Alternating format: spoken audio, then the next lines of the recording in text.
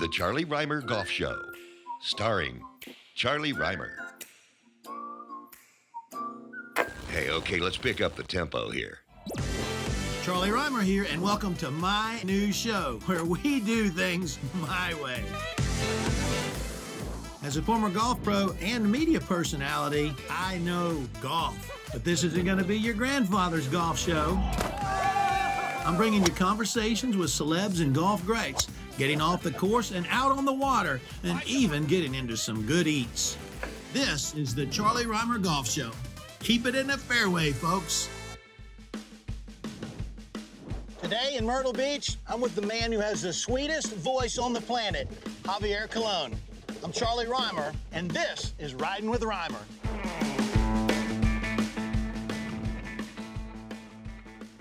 What do you say, Javier? What's up, Charlie?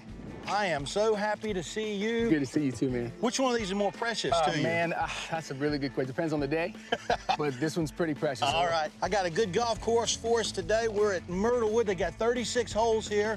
We're playing the PineHills course. I think you're going to like it a lot. I've heard it's awesome. I can't wait. Let's roll. Let's do it. So, Javier, what was it that triggered you to come to the golf course the first time? You know, for me, it was my producer that I was working with on my first record deal. And he always told me, Javier, you know, when you come out here to make your record, you should come out and play some golf with me. I'm like, yeah, okay, sure, fine. I ended up going. And from that moment on, I was hooked. I went to the pro shop. I bought golf clubs that day. And I went back to that golf course the following 28 out of 29 days. And I was absolutely hooked. Well, a few years after that, you moved the entire country emotionally with your win the first year of The Voice. To be able to have the support of the country, it was an amazing feeling that I will not soon forget. I'm so appreciative to everyone who voted, because they literally changed my life, you know, not only my life, but the lives of my wife and my kids. And I will be forever grateful, you know, for that. So Adam Levine helped coach you up to your win in The Voice. Sure did. You returned that favor by getting him his first set of clubs and introducing him to this game. So you introduced him to torture for the rest of his life? Is that how that worked? It's something like that. I don't know if it was his first set, but I had some connections at Nike through one of my previous record deals and having played a lot of golf. And they came through with a bag with his name on it, a gang of clothes, and it was pretty awesome to see his face. I don't think he was expecting that at all. And it's fun when we do get a chance to play, when we get a chance to see each other. We pick up right where we left off, so it's always good. All right, so tell me about this device you got. It's called a Swing Caddy, and it's basically a launch monitor. You put it behind you on the driving range, and it tells you all your swing speed, your launch angle, your total yards, your carry yards. You know, I'm a nerd when it comes to this stuff. Is it vegan? It is. It is completely Come on, vegan. let's hit up here. Let's go do it. Let's do it. So that felt pretty good. Let's see what the lady says. 79 yards. 279 yards, that'll work, right? I'll take that all day. He loves this game. The first time that I remember meeting you, it's been about 15 years ago. We were doing something at Kiawah Island. You got up and sang, and I was sitting right with Darius Rucker. And Darius is like, you're not gonna believe this guy. And you started singing, and the whole room went silent. And Darius was brought to tears. And I was just like, that's the coolest thing. I mean, the man brought Darius Rucker to tears with his voice. And I just thought that was the coolest thing I'd ever seen in my life. Well, man, that was, I remember that day. Now, it was fun, man. And man, it's always an honor. I mean, Darius is a good friend. And you know, I love that he loved that performance and that song that I sang that day. But I feel it's my job as a storyteller, you know, to try to, you know, evoke some sort of emotion out of people. And I feel like if I can't do that, I feel like I'm not doing what I'm supposed to be doing. In music, if a performer is on or you're going to listen to something, who fills that void for you when you look at them and you're like, man, I really love this thing that they do? Who is that? Singer-songwriters, it doesn't get better than James Taylor for me. He's one of my biggest influences, especially the way I write songs or the way I try to write songs and the way that I play the guitar specifically. But I had the opportunity to go actually to James Taylor's house where he has his Name dropper. I'm sorry. Well, we were talking about him, so I figured. But I got to get up close and personal one day. I'm friends with his background singer Arnold McCuller, and he invited me to come to James's house. I got to sit there and watch him and his entire band record a song for one of his albums. It was the most amazing thing to get to sit there and watch him through the glass in the studio picking and singing and just his work ethic and how he does his takes. And it was just the most amazing day. I came home and as soon as I opened the door, my wife said, "How was it?" And I just cried. Man, you're tore up with this golf thing. Man, I am. I love the game. Oh, that's way gone, but you want to hit another one. I do. He wants to hit another one. I And do. then another one. And then another one after that. Right. And then another one. and then chase him and play him and hit him again. So, your kids, are they already playing golf? They are. My 10-year-old girl and my 6-year-old boy, man, they will come out to the golf course with Daddy and hit some balls and have a great time. And it's a great game that I know we will get to play, forever. So I'm excited that they love it, and man, I'm just not excited that their swings look so good already. That day's coming when you get beat. Man, I'm telling you, they hit more fairways than me already. Well, one of the things that's really neat, and a lot of people don't know it, Myrtle Beach is very kid-friendly. That's something for a lot of people that really makes golf a lot more attractive. It sure does. And I mean, the golf is awesome for the kids. There's also so many other things around Myrtle Beach that are great for the kids that they love. I mean, it's like Disneyland to them. They just absolutely love coming here. And when they heard that I was coming here without them, I got some stares. So, Javier, we're in a beautiful place, a beautiful time of day. Yes, sir. I need to work on my rhythm a little bit. Will you play me a song while I blast a few brand new balls off into the wilderness? Yeah, I think I can help you with that. I'm gonna play you one of mine. It's called "Come Through for You." 1, 2, 3. I've been waiting so long, but tried to believe in there's something, 'cause it wouldn't mean much without you.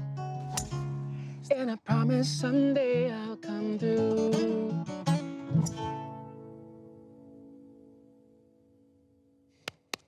It's almost like you know what you're doing. I mean, Well, Javier, we had a beautiful day here at Myrtlewood, PineHills. It was great hanging out with you. awesome, man. Thank you. Appreciate the conversation. I really appreciate the song. My pleasure, man. Glad I could help the rhythm a little bit. Well, Javier, appreciate you riding with Rymer, and you come on back to Myrtle Beach anytime you want. Let's do it, man. I can't wait. Up next, more golf and laughs on the Charlie Rymer Golf Show. Welcome into the Charlie Rymer podcast. We talk about golf, life, and pretty much anything else that we get to. And today, I'm thrilled to be joined by John Cook. John has 11 wins on the PGA Tour, 10 on the PGA Tour Champions, one of the nicest guys that you'll ever meet.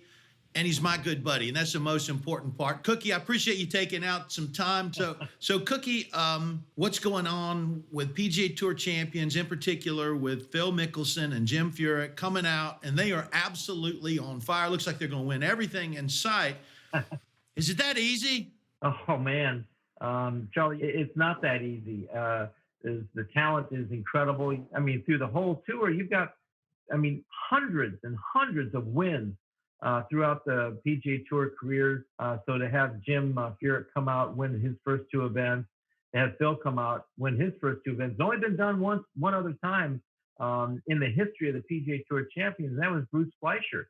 So, to have them come out, it's kind of an anomaly, but it's great to have them out there and supporting the PGA Tour Champions. Charlie, you've been out there. You know the vibe out there. I understand that. You're on the north side of 60 now. Obviously, you're in great shape. You work a lot on the telecast out on PGA Tour Champions, but you still get around the golf course really well, too. And for our folks that are watching and listening, what's maybe a couple of keys that you've had since turning 50 to stay flexible, to stay fit, to continue to play excellent golf? That's just it, Charlie. When I turned 50, I could feel my body wasn't quite right. And if I was going to be an impactor or play well on the PGA Tour Champions, I knew I had to get in better health. My body needed to be stronger. So I got to work with a gentleman a doctor out in Newport Beach, Dr. Tim Brown, and his system. And we started working on mobility and flexibility because we've spent all of our time hunched over and getting smaller and shorter.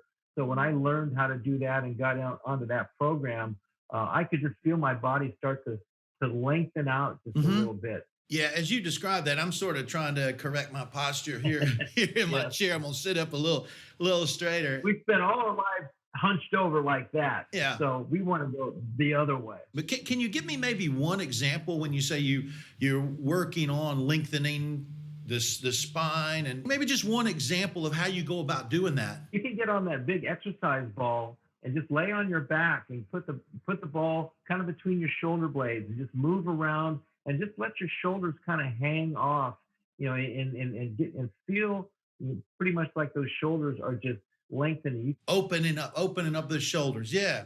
Exactly. You got to get opened up. But I worry about that exercise ball. Last time I tried to get on one of those, I popped it. So that's not a good sign. But the thing I want to close with, there's something that happened to me as I was sneaking up on 50 with the putting. You think about, you got to lose distance. You worry about flexibility. Is the ball striking gonna go? I could sort of figure out how to hit it, but putting to me at some point after sneaking up on 50 or just turning 50, what is the approach that you've used towards putting as you've gotten a little bit older? That's interesting, Charlie. I've always thought of myself as not a streaky putter. I was a good putter. I made an absolute adjustment going, okay, I need to put another wedge in the bag. I need to have a hybrid in the bag. And you know what? I need to hit the ball a little bit closer to the hole and kind of change my approach to the whole game.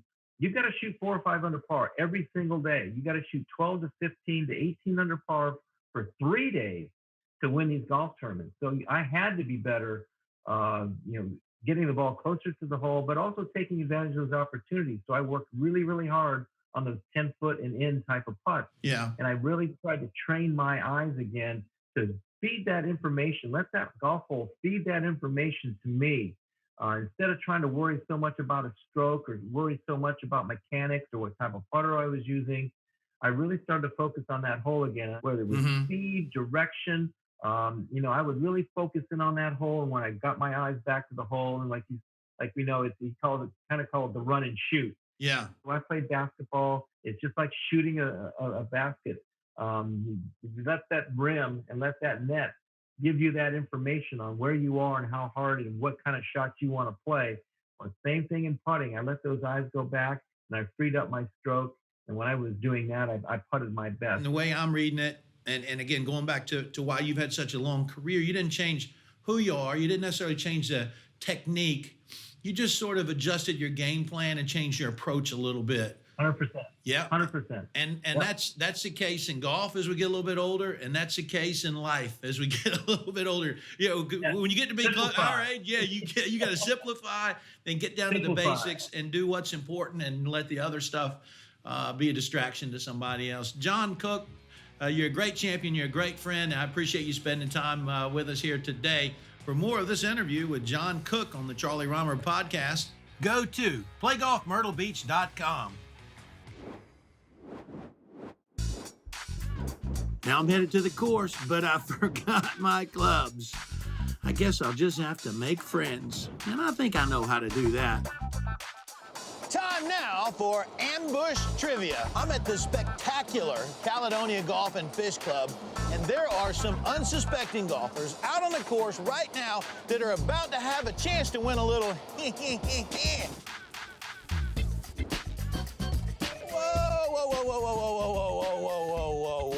Whoa.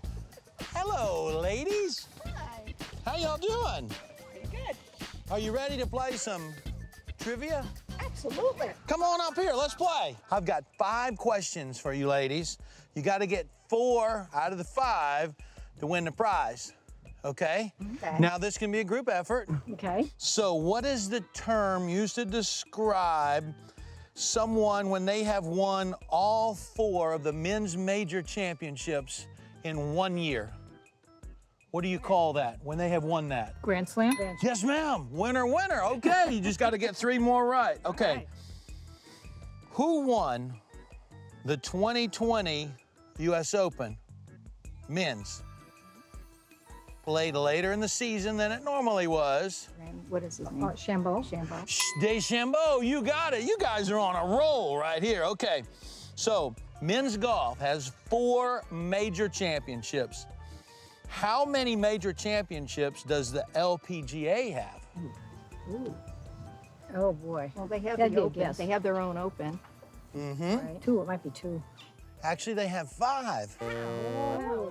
Oh, how about that? Now that puts y'all behind the 8 ball here, okay? We have to get this one. Okay, this is a yes/no.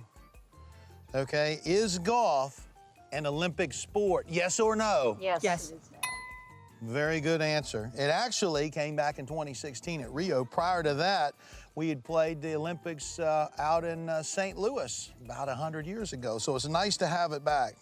Okay, in 1895, this is for the men's U.S. Open, the cash prize for the winner, this is multiple choice, was it $150, less than $150, or more than $150? Can we confirm? Sure, by all means. Well, I think that's... Yeah, because I'm not... Yeah, okay. Final answer? Less than $150. Oh, no! It was 150. It was $150. Okay, that's first. How about that? But do you guys know what I'm notorious for? Being kind and generous. Giving prizes anyway. Have a nice day, ladies. I love making everyone a winner. Stick around because up next, I'll make you a winner with my golf tips. Nothing beats golf in Myrtle Beach. I'm showing off and playing some of our best courses, all while giving you some advice for your game. This is Charlie's Golf Tips. So here at number 9, one of the toughest holes on the golf course, especially on a day like today, when that wind is blowing from left to right towards the Intercoastal Waterway over there. Because what happens is, when you get up to the top of the golf swing and you go, oh no, I got water to the right, you pull the club to the left. When I pull that club to the left, I'm putting it on a plane that's gonna put left to right spin on it, and I'm going into that water nearly every time. Here's the key. When you've got the wind left to right and you got trouble right, you have to be patient and you have to let that club drop underneath, and you actually have to feel like you're swinging towards the trouble. You want to be able to release the golf club, sort of like hitting a topspin forehand in tennis. I want to swing out to the right towards the trouble and let that club release, and I got to get it working to the left or I'm going to be in big, big trouble on this tee shot. Let's see what we get. I got it moving right to left. That's in the left side of the fairway. Maybe the left rough. I can live with that. The full name of this golf course is Glen Dornoch Waterway Links, and it certainly has some links characteristics, and you can see that here at number 9. It shares a double green with number 18. So I'm gonna try and play a little link shot here, mostly just because it's fun. I'm gonna take a 4-iron. I'm gonna put it almost on my right toe, way back in my stance, and I'm gonna make sure at impact that I get aggressive with my hips, and that'll keep the handle ahead of the head and get this ball to launch low and hopefully run up there into the green. Giddy up! Well, that comes up a little short, but that's all right. That was a fun shot to play, and I think that's a big part of this game. Don't try to just hit one shot all the time. Go to the range, learn how to hit it high, hit it low, curve it left to right, right to left. It's one of the big challenges of this game. It's also one of the big rewards. Make it fun. When you get an opportunity to play a shot like this, don't be afraid to go for it. So we're gonna stick with the links theme. If we were in Scotland and I tried to pull out a wedge from here, my caddy would probably take that wedge and hit me upside the head with it and hand me the putter. And it's really not a bad play. Here's why. Because your worst shot with a putter is going to be a lot better than your worst shot if you're trying to wedge it up there. And looking at this shot right here, it looks pretty flat. I got some grain I got to deal with here. We got the setting sun over to the right. There's some grain that's pushing that ball this way. So I'm going to aim out a good 10 or 15 feet to the left. I'm going to have to smack it pretty good to get through this high grass. Hopefully we'll get the speed just about right. Giddy up! Yeah, not a bad effort. I've got this 12, 13 footer for par. I always like to have a little something on the line, so I'm gonna motivate myself. Making the turn, I'm a little hungry. If I make this putt, I'm gonna treat myself to a hot dog. But the thing about it is I don't like to have too much pressure, so if I miss this putt, I'm gonna have a hot dog anyway. That's just gonna make it taste a little better.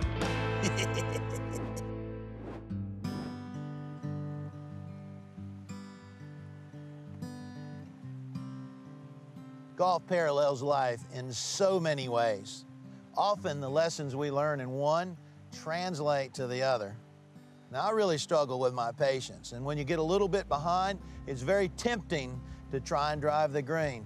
But so many times, it's a safe play that pays off. Now, the older and the wiser I get, the more I appreciate solid pars. And I think you will too. Thanks for watching the Charlie Rymer Golf Show, and keep it in the fairway, folks. You got some precious cargo. What's more precious for you? Man, you know, it depends on the day. But actually, I should see, dang it. I actually just recently started doing some theater. You know, around here, that's theater. Theater. So we're doing some live theater.